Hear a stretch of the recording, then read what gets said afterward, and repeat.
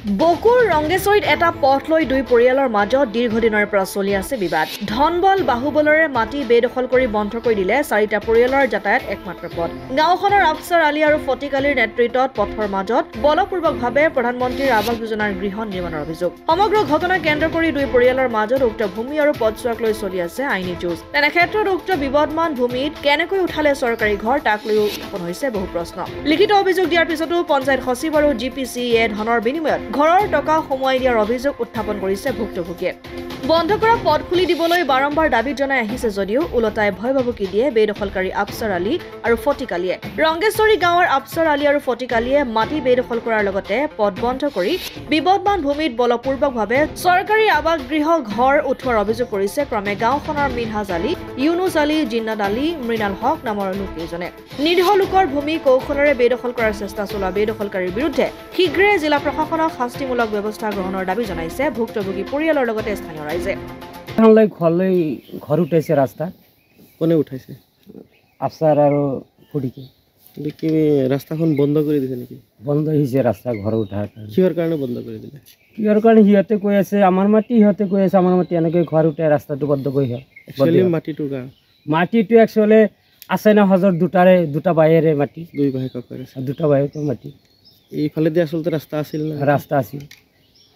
এতিয়া যায় মানুহখিনি কোনফালেদি যায়? আমাৰ ঘৰৰ চোতালৰ দি যাই আছে। কিমান দিনৰ পৰা?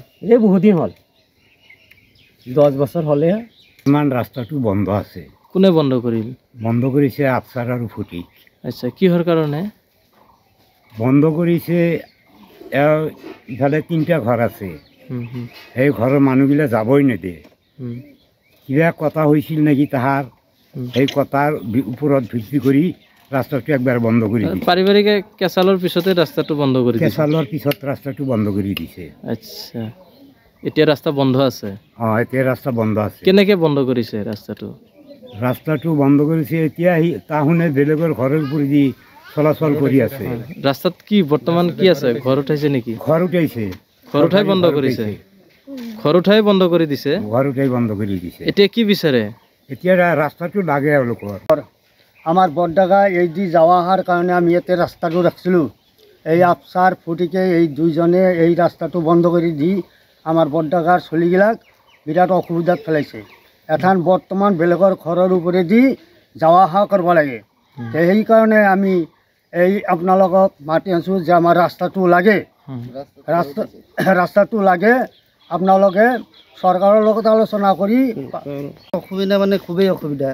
এইটো আমাৰ সেই পুৰণা আমাৰ দেউতাহঁতৰ দিনৰ পৰা জেঠাহঁতৰ দিনৰ পৰা এইটো ৰাস্তা আমাৰ আছিল, কিন্তু কিছুদিন ধৰি মোটামুটি 5-6 বছৰমান হ'ল এই আফছাৰ আৰু ফটিকে বলপূৰ্বকভাৱে আমাৰ ৰাস্তাটো বন্ধ কৰিছে।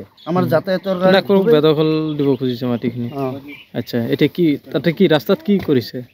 ৰাস্তাত এতিয়া মানে সিহঁতে বলপূৰ্বকভাৱে ঘৰ বনাই আছে।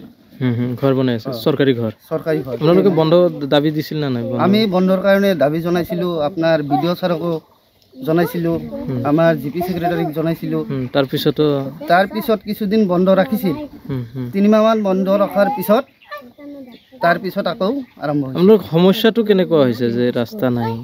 সমস্যা মানে খুবেই সমস্যা। বেলেগৰ ঘৰৰ ওপৰেদি যাব লাগে, কেতিয়াবা বেলেগৰ গালিও শুনিবলগীয়া হয়। এই সমস্যাটো কিমান দিনৰ পৰা আপোনালোক? 6-7 বছৰমান হ'ল। আচ্ছা, এতিয়া কি বিচাৰে? আমাক ৰাস্তাটো লাগে। এইটো লৈ আৰু কোৰ্টত কেছো চলি আছে। মুঠতে ৰাস্তাটো আমাৰ ৰাস্তাটোৰ কাৰণে। সেইটো আপোনালোকৰে ৰাস্তা আছিল? এটা আমাৰে ৰাস্তা। বকুৰ পৰা জাহেৰ আলী আহমেদৰ ৰিপৰ্ট, অসম আদিত্য।